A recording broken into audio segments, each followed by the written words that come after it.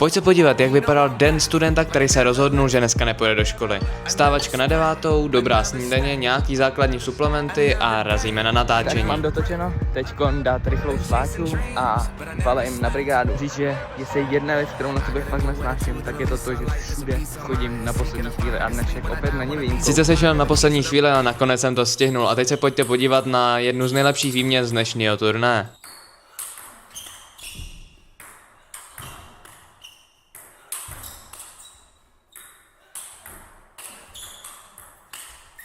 Samozřejmě mezi zápasama musí být nějaká ta práce a pak už po příjezdu domů hned hodit nějaký elektrolyty, připravit si věci na trénink. A teď už jdu na trenále. Na tréninku jsem byl dneska jenom 1,5 hodiny, protože už to byla druhá fáze, pak jsem si dal zaslouženou výbornou večeři a pak už hurá na chutě. A pokud tě zajímá víc ze studentského života sportovce, tak mě nezapomeň sledovat.